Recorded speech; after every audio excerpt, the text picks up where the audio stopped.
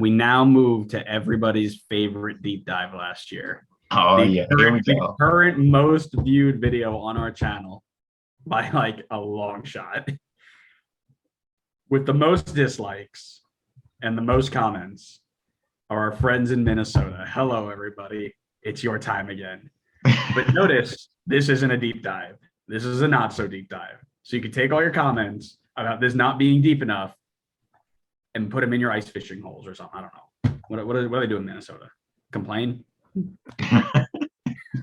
Are you trying to piss them off worse than last year? All right, go ahead. Adrian Heath takes their team that finished fifth in the West last year at 13, 11, and 10 with 49 points into yet another action-packed season. Right now, I've got them in a 4-3-3 with Miller in goal, Metnier, Debasi, Boxall, and Gasper in a back four. Trapp, Hassani Dotson, and Emmanuel Reynoso in the middle with Robin Lod, Fragapane, and Hunu in the front three. What do you think about that? Pretty much, I think, unchanged from what they had last year. Yep. So, yeah, pretty spot on. Did they improve during this window? I'm going to say it's pretty much an even split. They brought in some striker depth with the South African, whose name I'm going to not even try to pronounce. I think it's Halong Wane. And Abu Danladi. Yeah, your favorite player. I still can't believe that signing happened, but they did lose some depth in Alonso and Grey Goose, who didn't really play too much anyway. Finley as well. I don't think it hurts too much. I'm not going to say they improved, but I think it's pretty much an even split. Yep, agreed. All right, what do they need then to make this an improved team? I want to say they probably need a little bit more winger depth. I think Lod and Fragapane are great starters, but you've lost Finley now, who was a great rotational piece for you. And I mean, you could go with the younger guys there, but I feel like if one of those guys is to get injured, now you're really, you've got some questions about what you're going to do on the wings. So I think they could get a little bit deeper there. I agree. I kind of just talked about depth in general, right? The squad, if you look at it I look at it on Transfer Market, right? If you look at this thing on Transfer Market, it just feels really thin. You've got 5 players who can play central mid right now, at least listed as a center mid, center defensive mid, or a cam. You've got left back depth problems because you've only got Chase Gasper there. And I mean, I guess you could play O'Neal Fisher there too, but is that really your dream? Probably not, right?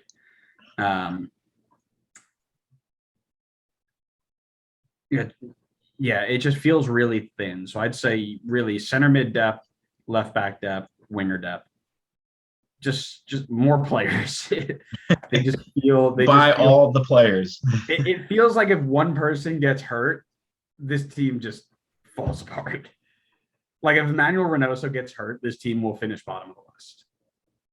That's probably I don't know about that, but that's an exaggeration. I know it's an exaggeration, but it just feels like you're one injury away, like one key injury from this team being bang average at best.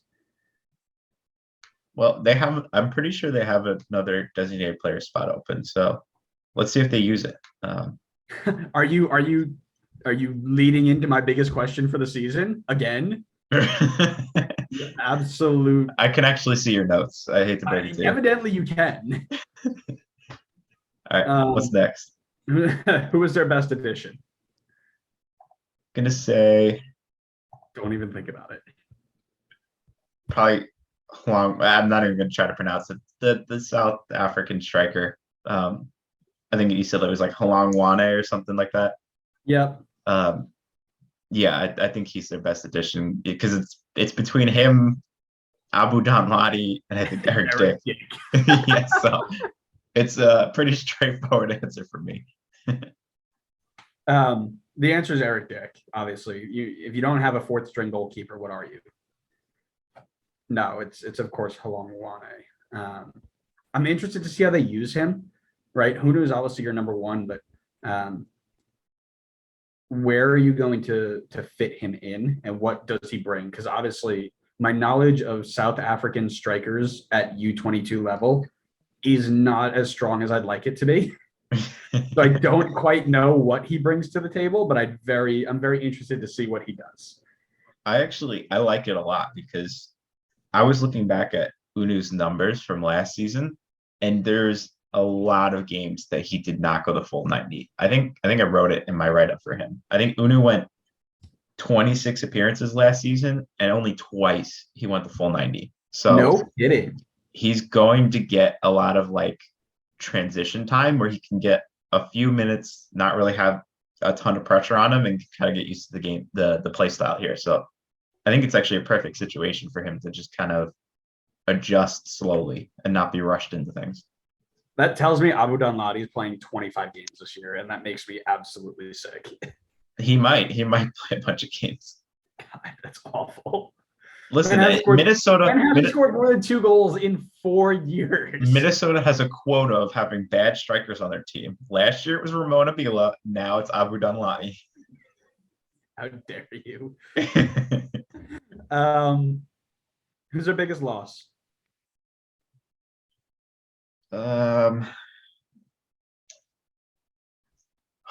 gonna say Ethan Finley, just because I think that they're lacking in that winger depth, and I think Finley was a fantastic rotational guy. I think Finley started more games than I'm probably giving him credit for, but at the least in this lineup, he would be a phenomenal rotation guy, a depth guy. So I'm gonna say Finley. I said Alonso for the center mid depth and the leadership kind of depth, but realistically, they didn't lose too much. They'll be okay. Yeah. All right, give me your player to watch 2022. There's only one answer. Abu Danladi. Incorrect. What, you don't like that one? My player to watch is Emmanuel Reynoso, because Reynoso had a down year last year in terms of goal contributions. It seemed like he was still playing well, but I'm pretty sure he finished really low on goal contributions on the season. So I want to watch and see if he bounces back this year, and we kind of get to see the Reynoso from their playoff run. But maybe we see more of the same. Maybe he just doesn't get involved with the goals as much again this year. Hassani Dotson's going to be a top 5 center mid in the league this year. Like, you can count on it. I think he's going to absolutely blow up this year. Really excited to watch him play. He's my player to watch. Keep an eye on him. He's going to be massive. Yeah, I was thinking about Dotson was my other choice, but yeah, fair enough. All right, you want to know what my biggest question for the season is? Is it what they're doing with the last designated player spot? It's who are they using that designated player spot on after the All-Star break? Every year they go into the season with a squad that's like, this is all right. And then they go sign somebody massive like Pragapane, Hunu, Reynoso, whatever, and they go on a run. So who's it going to be this year? Who knows? That's my big question. My question this year, who gets more game time in goal? Tyler Miller or Dane Sinclair? Who? Will we see any Dane Sinclair this season, or will he just be on the bench the entire time? Who? Dane, not Dwayne. Dane. My boy Dwayne. Light the fire, baby. Light the fire. That's good. I like that. I think that's a really good point. And I think it's really going to be I think it's Miller's spot to lose. And I think it's who's healthy, right? In the same way that St. Clair was starting, went to Canadian national team duty, Tyler Miller stepped in and never left. Same idea. If Tyler Miller steps in, gets hurt, St. Clair steps in, and yeah, that seems to be the way that they rotate. Yeah, it's whoever's hot. So, yeah. All right, where do you have them finishing? I think probably 4 through 7 is what I'm thinking. I think their starting 11 is pretty strong. The depth could possibly drop them out of the playoffs. But I think ultimately they'll probably add a few more guys, maybe. and solidify that a bit better. And then, of course, whenever they inevitably sign their last designated player spot mid-season, they'll make that late push. So I think they'll make the playoffs and just the lower part, 4-3-7. Rumor has it Thomas Chacon's coming back. Oh, I love me some Thomas Chacon. They are finishing, like, if I could go lower than 14, I would. I'd say like 15 to 17. This is too much. No, I got him. I got him. I'm not here. I'm not here anymore. I got him 5 to 7. I got him kind of same mindset you had. They'll be bouncing along that playoff, not playoff spot, and then make their run with their DP signing.